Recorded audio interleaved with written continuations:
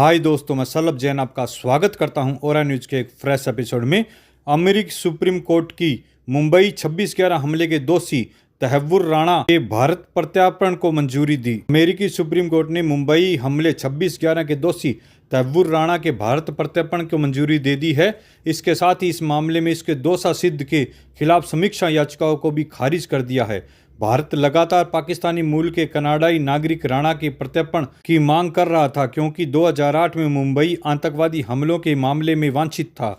यह राणा के लिए भारत के प्रत्यर्पण न किए जाने के एक आखिरी कानूनी मौका था। राणा ने 13 नवंबर को दायर की थी याचिका। निचली व संघीय अदालतों में कानूनी लड़ाई हारने के बाद में राणा ने इससे पहले अमेरिकी निचली अदालत का दरवाजा खटखटाया था। 13 नवंबर को राणा ने अमेरिकी सुप्रीम कोर्ट में प्रमाण पत्र के लिए याचिका दायर की थी। डोनाल्ड ट्रंप के अमेरिकी राष्ट्रपति के रूप में शपथ लेने के एक दिन बाद में 21 जनवरी को शीर्ष अदालत ने उसे अस्वीकार कर दिया। राणा फिलहाल लॉस एंजिल्स में हिरासत में है। राणा ने याचिका में क्या दी थी सफाई?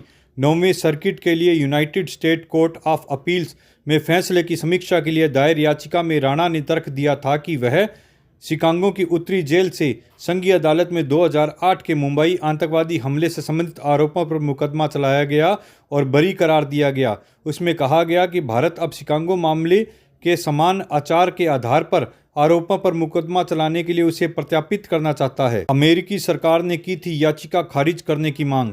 अमेरिकी सरकार की ओर से 16 दिसंबर को सुप्रीम कोर्ट में दाखिल अपनी याचिका में राणा की याचिका को खारिज करने को लेकर दलील दी थी। उन्होंने कहा था कि राणा को इस मामले में भारत प्रत्यर्पण से राहत पाने का अधिकार नहीं है। सरकार यह नहीं मानती कि जिस आचरण के आधार पर भारत प्रत्यर्पण की मांग कर रहा है वह इस मामले में सरकार के अभियोजक द्वारा कवर किया गया था। मुंबई हमले में मारे गए थे 175 लोग। 26 नवंबर 2008 को मुंबई में आतंकवादी हमला हुआ था।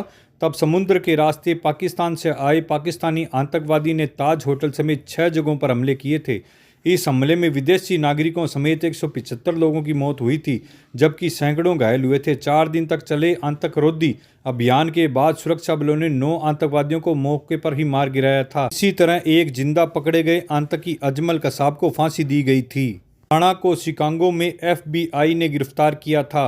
मुंबई पुलिस ने 26/11 हमले को लेकर 405 पन्नों का आरोप पत्र दायर किया था, जिसमें राणा का नाम शामिल है। उस पर पाकिस्तान के ISI और आतंकी समूह लश्कर-ए-तौबा का ऑपरेटिव होने का आरोप था। आरोप पत्र के मुताबिक राणा के हमलों के मास्टरमाइंड डेविड कोल्डमैन हेडली का समर्थन किया था, जिसने हमलों से पहले रेकी की थी। राणा को मुंबई हमले के कुछ दिन बाद में शिकागो के संघीय जांच ब्यूरो FBI ने गिरफ्तार कर लिया था। अब राणा को अमेरिका भारत को सौंप देगा और भारत में उसके खिलाफ कानूनी कार्रवाई और जांच होगी। इस खबर को और अधिक जानने के लिए मेरे चैनल के साथ इसी तरह जुड़े रहें। धन्यवाद।